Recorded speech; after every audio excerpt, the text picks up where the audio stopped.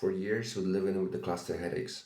Um, I thought that the issues I was facing was primarily due to an external stimuli.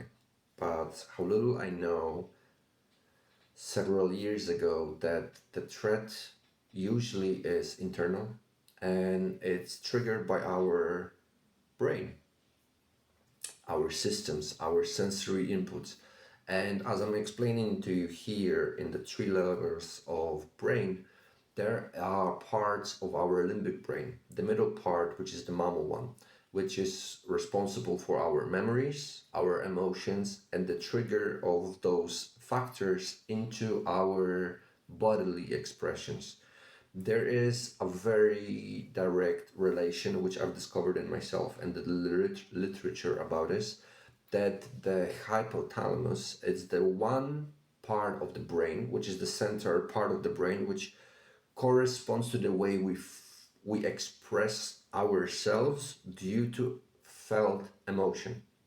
There are two different parts of the limbic brain. One is the hippocampus and the other one is amygdala, which are very influential into the way we experience reality. Hippocampus is the place of your brain which stores emotions which have not yet been absorbed by your real long-term memory. There are parts of your being which haven't been integrated. There might be memories which you couldn't accept. There might be words you have heard and you didn't proceed because they were just too emotionally inflicting old wounds.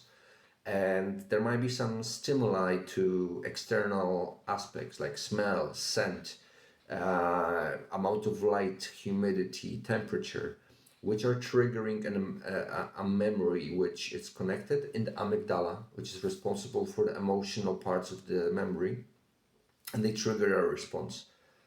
And if those two aspects of the brain trigger something with inside you feels like it's threatening you today, the hypothalamus is being enabled, and then it sends a signal down the vagus nerves, and which makes your body behave a little bit different.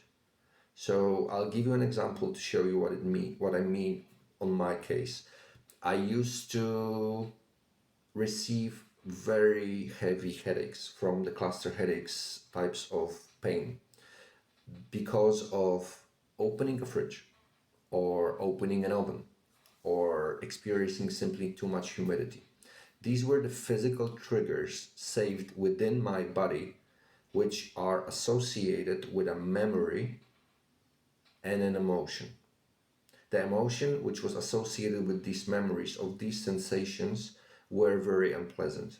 They were leading me to the way of thinking that I'm not good enough, that I'm not worth anything, and that I'm causing trouble.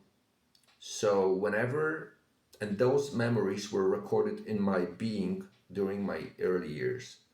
Now, several years later, as an adult, that was 10 years ago or so, when I would just go to an oven or to the fridge and open it and feel this temperature change on my face, my memory from hippocampus will go to amygdala saying that there is a threat.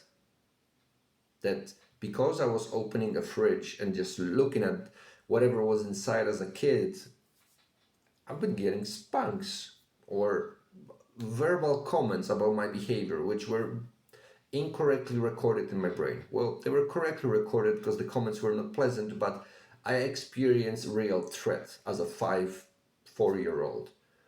And when I was older, the same stimuli, which is the fridge or the oven or the humidity outside, would trigger this parallel thinking. And I hope that this example gives you a way of looking at your possible physical symptoms.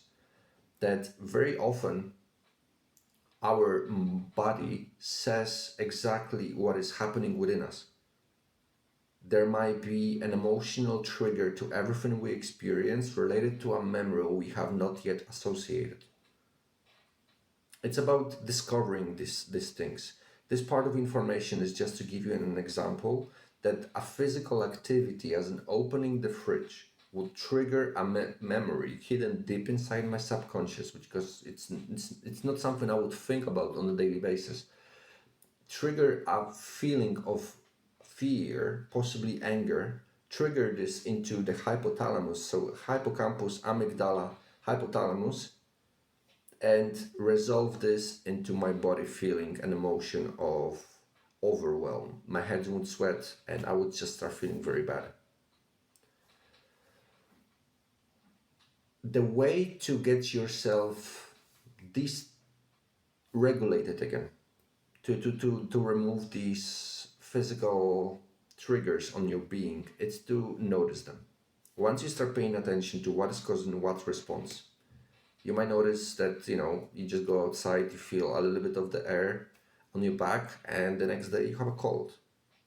Notice these patterns. Once you notice, I will go through in another video on the exercises where you can simply just analyze exactly what happened, how does it affect you, what it goes in terms of your emotion, what happens in the area of your body response, what type of thoughts does this individual activity can trigger in you, and how can you deal with those symptoms. See you on the next one.